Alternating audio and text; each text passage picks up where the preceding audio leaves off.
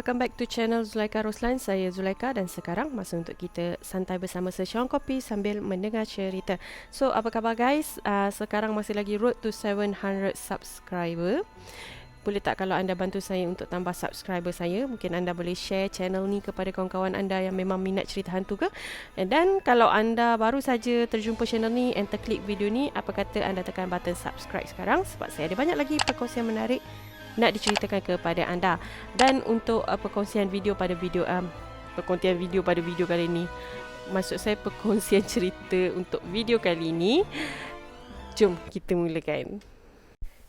Innahu min Sulaiman wa innahu bismillahirrahmanirrahim. Untuk perkongsian cerita pada video kali ini, ianya adalah sebuah kisah mengenai pengalaman seram yang berlaku kepada seseorang yang sangat meminati aktiviti mancing. So, mancing ni dia boleh jadi hobi seseorang kan, terutamanya lelaki. Dan kebanyakan lelaki memang suka memancing. Okay, so pemancing ni biasanya diorang akan macam excited nak explore tempat-tempat baru. Dan bila orang kata, ui tempat ni macam banyak ikan best-best, ikan cepat makan, so diorang akan macam mesti nak pergi. So pencerita ni yang bernama Imran, dia seorang yang sangat meminati aktiviti mancing ni daripada dia bujang sehinggalah dia berkahwin. Dia ada seorang badis yang bernama Amir. Imran dengan Amir ni memang daripada diorang bujang, memang diorang selalu habiskan masa diorang dengan memancing masa bujang lah. So selepas kahwin, diorang limitkan lah aktiviti memancing diorang ni kepada menjadi kepada aktiviti hujung minggu. Sementara wife diorang, so wife Amir dengan Imran ni dah berkawan baik juga. So wife diorang akan spend masa diorang sendirilah. Dia akan bagi macam win-win situation lah. Okay, so banyak sebenarnya tempat yang memang diorang dah explore. Dan tempat-tempat yang diorang explore tu pun sebenarnya tak ada apa-apa pengalaman misteri ataupun seram, kecuali pada kali ini. Okay, so one day Imran dengan Amir ni duk berborak lah berdua kan, mana lagi tempat nak pergi, asyik pergi tempat yang sama je dah boring. So diorang macam nak explore tempat baru. So Imran bagi tahu dekat Amir, actually aku ada satu pot, sebenarnya dekat kampung aku, dekat kampung sebelah aku lah. Kampung sebelah, okay.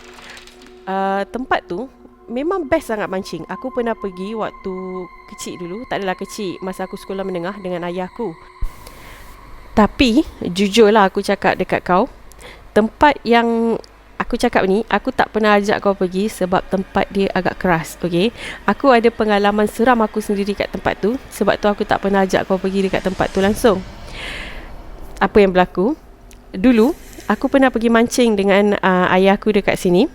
Masa tu aku sekolah menengah. Aku ingat lagi aku baru tingkatan 2 macam tu. And waktu ni sebenarnya adalah first pengenalan aku kepada aktiviti memancing, yang mana ayah aku memang ajar aku lah.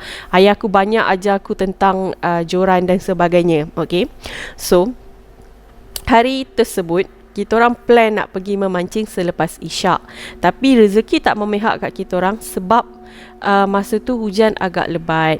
So kita orang tengah berfikir sama ada nak cancelkan kita orang punya aktiviti memancing pada hari tu, ataupun kita orang go on tapi lewat sikit lah. Actually ayah aku, okay, aku panggil Abah.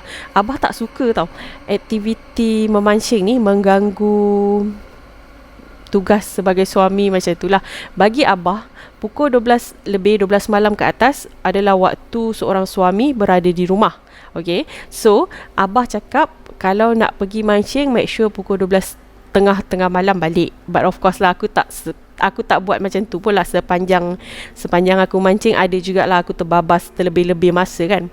So hari tu pun Abah plan benda yang sama. Abah target lepas isyak kita pergi mancing, pukul 12 tengah malam kita dah boleh balik. But disebabkan hujan lebat, kita terpaksa sama ada postpone ataupun cancel aktiviti pada malam tersebut. Dan hujan berhenti pada pukul 9 lebih, menghampiri pukul 10 jugalah. So Abah cakap, tak apalah, jomlah kita pergi mancing sekejap. Boleh je, sebab dekat sebelah je. Perjalanan nak pergi pun lebih kurang 10 minit je. Mungkin ada 2 jam lebih sikit lah untuk mancing. So okey lah, mak pun memang tak ada masalah sebab mak dah tahu itu memang Abah punya minat. Okay, so diorang pun pergilah. aku dengan abah pergilah memancing malam tersebut pukul 9 lebih. So sampai kat situ memang masa tu tak ada orang, dan kita orang pacak lah kita orang punya joran, dan pasang unggun api jugalah sebab nak elak daripada nyamuk. Malam tu punya aktiviti memancing macam seronok sangat sebab ikan makan umpan sangat laju. Maksudnya kita orang dapat tangkap ikan tu macam quite banyak jugalah malam tu, dia kata kan. Okay. So disebabkan kita orang berjaya tangkap ikan terlampau banyak, jadi abah sedikit leka pada malam tu, sehingga menyebabkan abah ni non-stop pancing, non-stop campak dia punya umpan. Okay. So apa yang berlaku adalah tiba-tiba abah ni punya joran, abah aku punya joran putus talinya. Okay. So abah pun tarik balik joran dia, and dia pun ralat lah nak pasang balik tali yang baru semua kan, nak betulkan balik dia punya joran. Okay. But masa ni sebenarnya aku dah tak sedap perut. Aku rasa macam lain macam. Tiba-tiba aku punya tengkuk meremang. Tahu tak kenapa? Sebab masa ni aku boleh dengar suara orang menangis. Okay. Aku dengar bunyi suara orang menangis yang sangat halus, tapi dalam keadaan yang sangat-sangat macam menyedihkan. Macam seolah-olah bunyi tangisan tu macam macam tu. Okay. Masa ni aku dengar, tapi aku tak tegur. Aku diam Aku diam sebab aku tahu abah pesan kalau dengar bunyi apa-apa yang pelik ke apa, tolong jangan tegur. Terutamanya macam ni lah bunyi tangisan ke apa kan. So aku diam dengan harapan abah pun dengar samalah bunyi tangisan yang aku dengar tu. Tapi abah macam tak dengar sebab abah keep on betulkan dia punya joran and semua. Okay. Abah memang macam tak dengar langsung. So masa ni aku dah macam tak sedap hati. Aku terus bangun, aku cakap abah jomlah kita balik abah, masih dah lewat je. But then abah kata sekejap, last abah set up abah punya joran, abah pancing, abah campak lagi sikit last, lepas tu kita balik. Abah cakap macam tu lah. Okay lah, aku macam okay lah, tak apalah last kan. But abah ni macam terlampau fokus apa yang dia buat. Aku tak pernah nampak abah seleka tu, sebab selalunya abah buat timing masa, especially bila mancing ni, abah akan betul-betul strict lah. Kalau abah kata pukul 12 balik, pukul 12 kan. But that day abah macam terlampau leka. Alright. Sehingga kan abah macam boleh dikatakan abah memang tak perasan yang masa tu sebenarnya mungkin dah pukul 12 tengah malam. Okay. Mungkin sebab tadi kita orang keluar lewat agaknya, abah pun tak berapa puas nak mancing. Jadi abah memang masih lagi usaha pacak dia punya joran tu kan. So apa yang berlaku, selepas bunyi tangisan tu kedengaran dan abah masih lagi tak dengar, aku tertengok dekat satu pokok yang berada betul-betul dekat hadapan aku. Aku nampak ada satu perempuan dengan rambut yang panjang mengurai duduk di atas salah satu dahan tersebut. Okey, and masa ni sebenarnya aku dah memang takut sebab aku nampak, dan aku dah mula menggeletar seluruh tubuh badan aku. So aku tak ada cara. Macam mana lagi aku nak bagi tahu dekat abah yang aku takut. Kalau aku tegur nanti kan kantoi, mungkin benda tu follow kita orang balik ke apa. So nak tak nak aku terus menangis. Abah, jomlah kita balik abah. Cepatlah abah, jomlah kita balik abah. Aku terus menangis, gugur air mata jantan aku pada masa tu. Walaupun aku rasa macam, aku takkan aku nak menangis kan, macam tak gentle lah kan. But aku terus menangis sebab aku nak paksa abah aku balik. Dan disebabkan abah tengok aku menangis, abah pun terus bawa aku balik. And bila sampai dekat rumah, abah bagi aku minum air penawar lah, yang abah sempat baca doa. And masa tu memang jam dah pukul 12.30 malam pun. Tak realise langsung masa bergerak pada masa tu. And abah pun macam terkejut lah tengok jam masa tu. Ya Allah, abah cakap dah lewat rupanya. Abah tak tanya pun apa yang aku nampak ke apa, abah tak tanya. But abah mungkin tahulah. So itu pengalaman seram sewaktu aku pergi memancing dengan abahku dulu. Sebab tu aku tak pernah ajak engkau pergi mancing dekat situ. Kata si Imran ni dekat Amir. But then disebabkan diorang ni macam dah dewasa lah, so Amir cakap dekat dia, kau masih takut ke nak pergi mancing kat situ? And then Imran ni cakap, actually tak adalah cakap nak tak takut. Takut tu masih ada. Cuma aku pun teringin sebenarnya nak mancing dekat situ. Sebab aku dengar sekarang situ dia dah jadi antara spot best untuk kaki-kaki pemancing. Sebab aku ada baca dekat channel lah, macam channel YouTube, channel Facebook macam tu lah, yang diorang share-share tempat ataupun pot-pot menarik kan. Dan salah satunya memang dekat kawasan kampung aku tu. So diorang kata jomlah kita pergi kat situ. Kalau let's say masa kita pergi situ, kita plan lah balik pukul 12 malam kan. So diorang plan macam pukul 12 malam balik.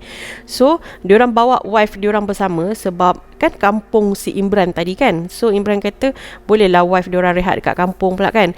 Walaupun kampung, rumah Imran ni tak macam rumah kampung lain lah, kayu ke papan, no. Dia punya rumah dah jadi batu kan. So macam selesa lah untuk ditinggal ataupun didiami. Plus rumah tersebut turut sama ditiami oleh kakak Imran. Okay, kakak dan suami dia lah, kakak Imran dan suami kakak Imran, which is abang ipar dia.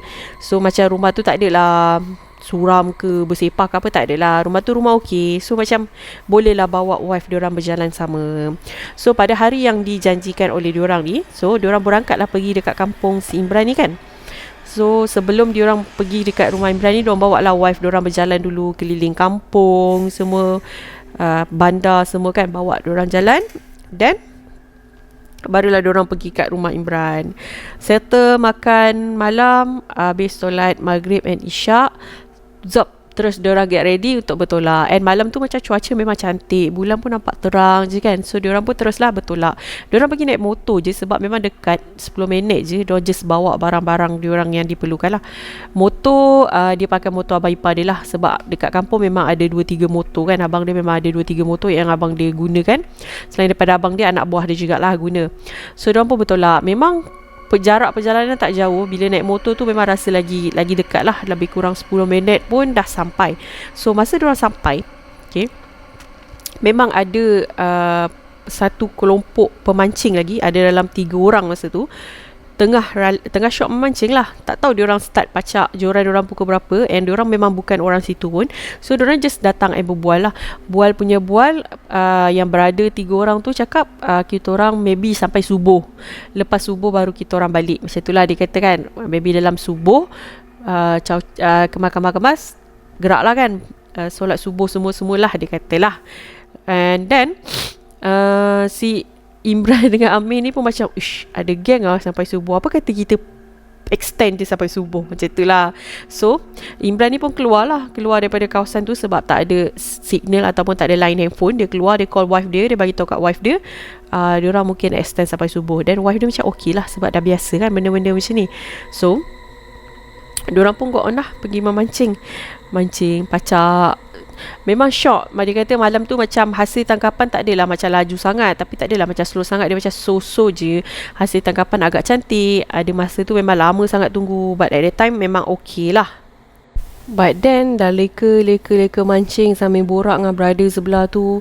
Brother sebelah tu bawa memang banyak makanan. Dan diorang memang buka satu macam bakar-bakar. So ada hasil tangkapan ikan yang diorang dapat, diorang terus bakar.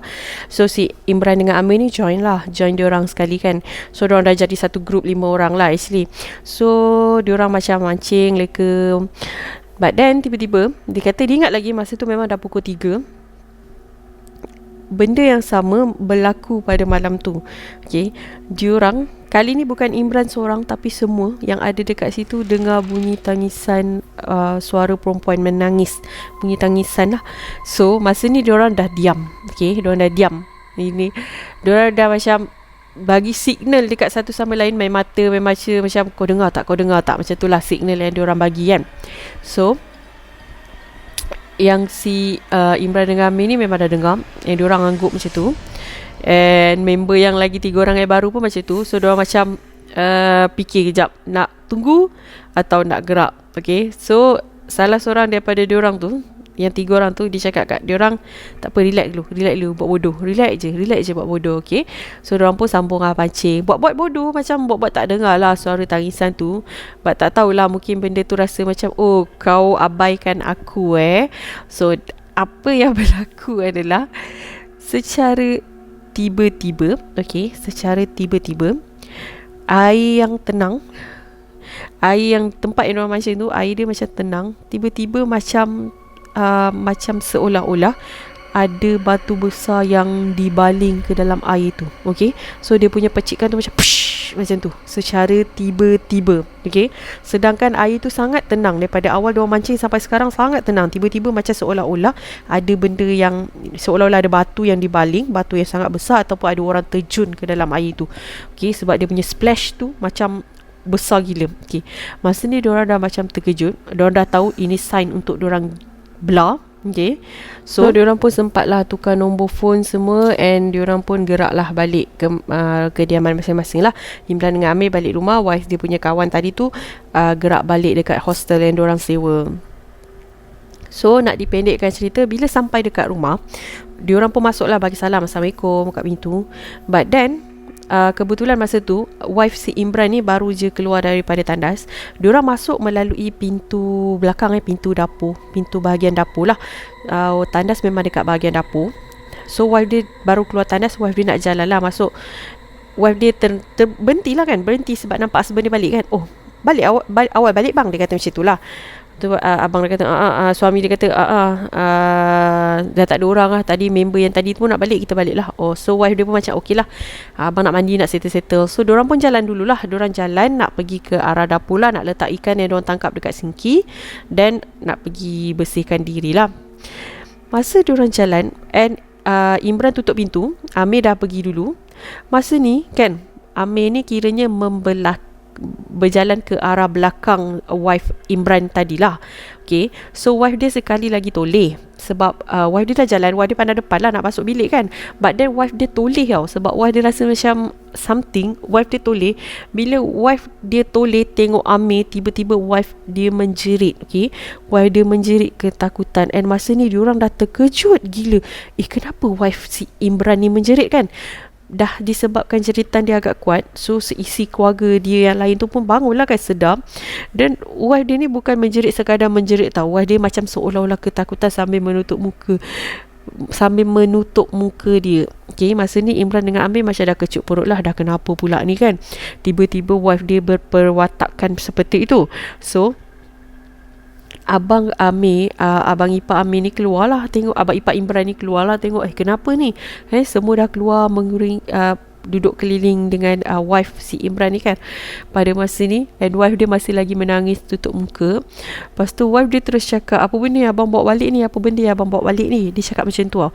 Macam seolah-olah ada benda yang sebenarnya ikut Imran dengan Amir ni balik. Okay, sebab wife dia nampak, disebabkan wife dia macam dah meracau-racau. Okay, dan diorang tak boleh nak control the situation sebabkan wife dia terlampau takut. Abang ipar si Imran ni panggil lah ustaz untuk bantu. So ustaz yang datang ni memang dia kata masa dia masuk memang rasa macam something, and dia kata sebenarnya ada benda yang follow diorang daripada tempat mancing tu, and wife dia nampak. Okay, and masa ni sebenarnya wife dia bukanlah kerasukan, cuma wife dia meracau disebabkan nampak something yang agak menakutkan kan. Korang boleh bayang tak kalau korang tiba-tiba nampak hantu, apa yang berlaku? Mesti korang macam meracau-racau kan. So macam itulah yang berlaku dekat wife dia. So ustaz bantu untuk baca doa, ruqyah semua, and alhamdulillah wife dia okay. And memang wife dia tak nampak dah benda tu pun mungkin dah pergi tinggalkan, sebab benda tu just follow. Tapi kebetulan wife dia nampak kan. Kalau tak, mungkin benda tu akan tinggal dekat rumah tu ke apa, kita tak tahu lah, Allahu alam.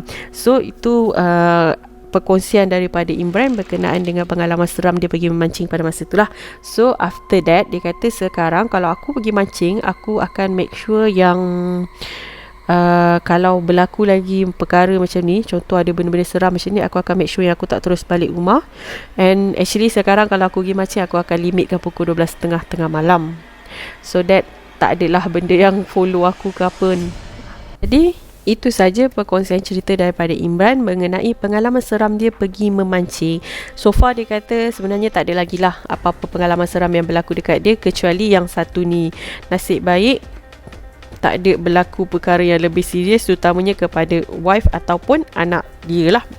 Dia kata dia bersyukur sangat lah pada masa tu. So guys, itu saja proses cerita untuk video kali ni. Jangan lupa like, share and comment. Bantu saya untuk reach 700 subscriber boleh? Sampai kita jumpa on the next video. Thank you so much guys. Bye.